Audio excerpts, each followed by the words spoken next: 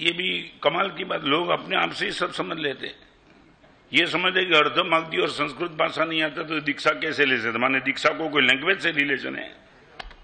ये छोड़ो यार, दीक्षा की बात तो बहुत दूर की बात है। पहले एक क्षेत्र में तो गुरु को समर्पित कर दो, गुरुदेव चलो संयम जीवन की बात तो फिर, मगर बिजनेस के क्षेत्र में गुरुदेव आपकी मुझे जो भी पॉसिबिलिटी रहती है उस क्षेत्र में मुझे आगे ले जाओ। बिजनेस के क्षेत्र में आप जब मुझे आएंगे मैं बताऊंगा ये ट्रैक पे नहीं जाना है। चाहे 5 करोड़ का प्रॉफिट आप बोले कि गुरुदेव इसी ट्रैक पे मैं 10 करोड़ का मालिक बनाऊं, मगर जब आप मुझे बोलो मैं बोलूंगा ये ट्रैक छोड़ देना है, ये आपकी मानसिकता हो तो पॉसिबिलिटी आपकी बाहर आ सकती है। बाकी हर टाइम में आप सजेशन करते रहेंगे।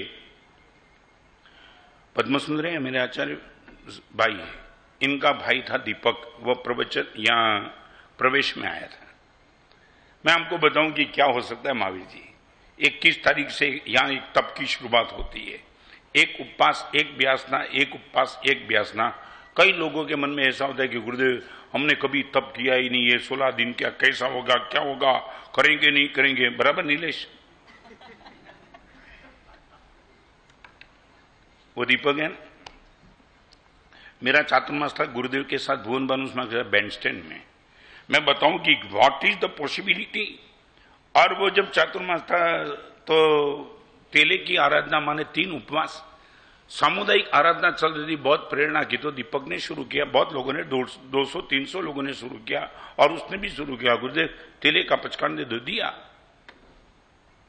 मैं, मेरा भाई लगता है तत्व सुंदर महाराज, इनके पिताजी, मेरे भी पिताजी साधु जी में जीते जिनका नाम था देवसुंदर विजय महाराज, और मेरे गुरुदेव भुवन बानुष्मा, हम सब एक ही जगह पे चातुर्मास थे। और दीपक के मन में ऐसा भाव आया कि तिला किया है तो वो शाम को मिलने के लिए आया मुझे। गुरुदेव 1 किलोमीटर दूर मेरा घर है, अब पारणा के लिए गोचरी बेरने के लिए आओ। अभी देखो महावीर जी क्या हुआ, मैंने उनके चेहरे को बोल के इतना ही पूछा, दीपक एक बात का जवाब दे, ये 3 उपवास का तू पालना कर रहा है, ये 3 उपवास खत्म हुआ इसलिए कर रहा है कि शरीर में अशक्ति इसलिए कर रहा है? हाँ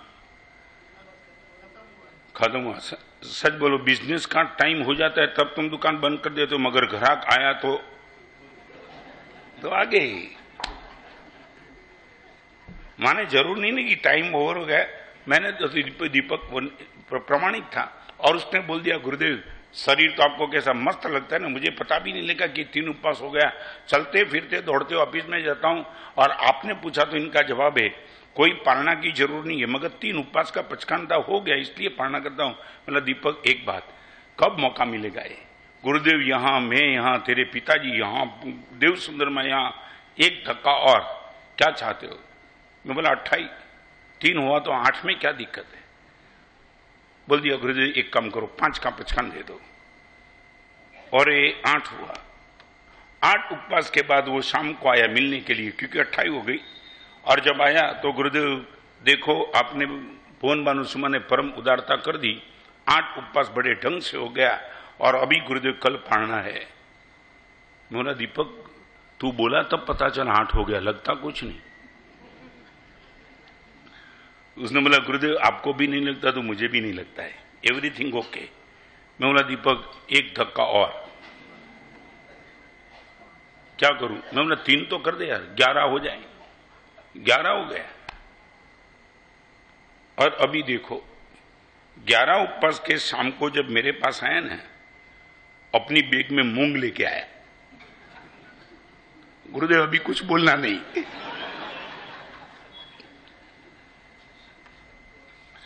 मैं बोला बोलने की बात कहाँ है, क्या बोलना नहीं? गुरुदेव देखो हर फ्रेंड को बोल के आया हूं कि कल पाना है, और ये मूंग इसलिए कि कल मूंग का साग खाना है। पहले माने वो बैग में से निकाला इतना पैकेट। गुरुदेव अभी कुछ प्रोत्साहन कुछ नहीं चाहिए।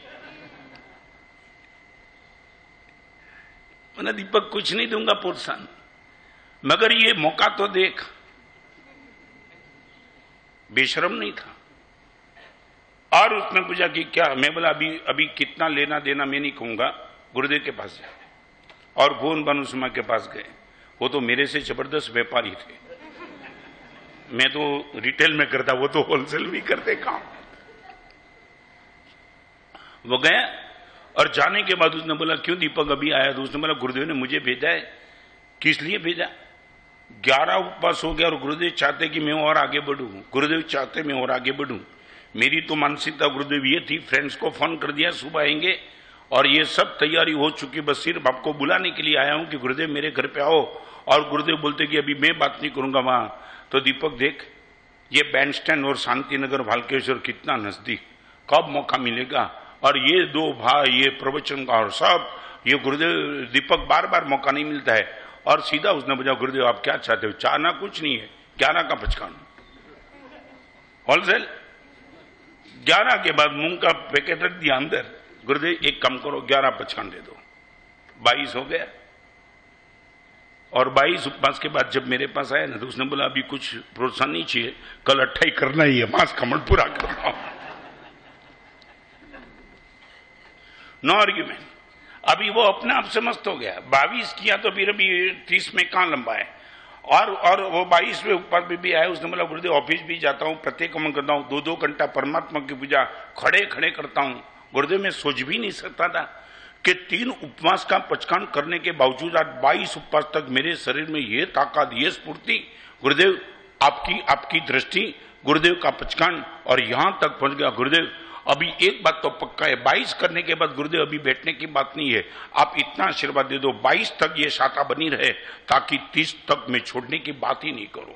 और आया 22 से ऊपर में कुछ बोलना ही नहीं पड़ा, सीधा बोल दिया गुरुदेव 28 का पचकान दे दो, 30 का दे दिया। मावी जी कहां से कहां? 3 से 30 और 30 तक पहुंचा और 30वें दिन आया।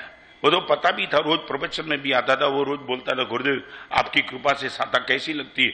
मैं बोला हम खाने के बाद पीने के बाद भी इतनी स्फूर्ति मेरी नहीं है जितनी स्फूर्ति तू लेकर के बैठा है। गुरुदेव सहस्त्रपणा पार्श्वनाथ भगवान की परम करुणा, वहां बैंडस्टैंड में मंदिर था, सहस्त्रपणा पार्श्वनाथ श्रीपाल नगर में है, आदिनाथ भगवान, वहां रोज जाता हूं, 2-2 घंटा परमात्मा की पूजा करता हूं। और गुरुदेव इतनी स्फूर्ति लेकर के बैठा हूं, बस आपकी कृपा से मांस खमन पक्का हो जाएगा। और जिस दिन वो 30 उपवास खत्म हो गए, 30 दिन खत्म हो गए और 30वें दिन तो आया तो बराबर था, उनका राइट भी था, अभी तो कोई प्रश्न था नहीं। मगर मेरे पास आने के मतलब मैं गुरुदेव के पास बैठा था, गुरुदेव के पास वो बैठा था। गुरुदेव मांस खमन पूरा हो गया। सोचा भी नहीं था कि मृत्युंजय तप, मासक क्षमण को मृत्युंजय तप कहते, मौत पर विजय पाने वाली तप, और ये मासक क्षमण की तपस्या मेरी हो गई। गुरुदेव कमाल हो गया, आपकी कृपा। और गुरुदेव ने बोला कि दीपक तेरी भी तो सत्व, कॉपरेट करते चला तो 30 तक पहुंच गया। और दीपक एक बात बताऊं, या मांस क्षमण करने वाले तो बहुत निकले, मगर ऐसा मासक क्षमण तो मैंने भी नहीं देखा, इतनी स्फूर्ति वाला मासक क्षमण नहीं देखा। और दीपक एक बात मैं तुझे कहना चाहूंगा, लगता है कि मासक क्षमण के पालने की जरूर है। अरे वो खड़ा हो गया। गुरुदेव अभी तो कोई संतोष रखो, हम बिजनेस में असंतोष रखते, तुम यहां भी असंतोष। 30 उपवास के बाद अभी तो बोलो कि मैं कल आ रहा हूं पालना के लिए। दीपक देख, तू जब बोले तब कल बोले तो कल आना का पक्का है। मगर ऐसी स्फूर्ति, भगवान की परम करुणा की ऐसी स्फूर्ति मिली, वो सद्भाग्य होता है। और बार बार ये तप करने का मौका नहीं मिला, यहां तक तो तू पहुंच गया है। और फिर आंखों की शर्म, गुरुदेव की करुणा, गुरुदेव की कृपा, हम सब बैठे रहे, हमारे सामने बैठ करके गुरुदेव को पूछता है गुरुदेव आप मुझ से क्या उम्मीद करते हो? और गुरुदेव ने बोला दीपक 45 तक पहुंचना है। और आप विश्वास नहीं करेंगे, सीधा 15 का पचकान 45 पक्का कर दिया। You can believe it. और 45 उपवास संवत्सरी के दिन आया, 4 घंटे का संवत्सरी का प्रतिक्रमण खड़ा किया। और अभी मैं आपको बताना चाहता हूं, रियलिटी की तुम चिंता मत करो, पॉसिबिलिटी को आंखों के सामने रखो। 45 उपवास के प्रतिक्रमण के बाद गुरुदेव के पास आया और गुरुदेव की गोद में सर रख करके तार रोने लगा। गुरुदेव एक जिंदगी का परम सद्भाग्य दिला दिया आपने। 30 से 45 तक पहुंचना गुरुदेव, it was the not easy, मगर एक आपकी करुणा ने यहां तक पहुंचा दिया। गुरुदेव अभी आप, मैं नहीं मानता हूं कि गुरुदेव आप कल प्रेरणा करना चाहते हो, मगर आप यदि रजा दो, गुरुदेव 68 तक पहुंचने के लिए तैयार हूं। गुरुदेव ने रोका, दीपक बस एंड कर दे, कल 45 पूरा। मैं आपको कहना चाहता हूं, ये रियलिटी और पॉसिबिलिटी के बीच में डिफरेंस है। 3 से 45 तक जाने के बाद वो 68 जाने की तैयारी, ये पॉसिबिलिटी का तुम्हें कहां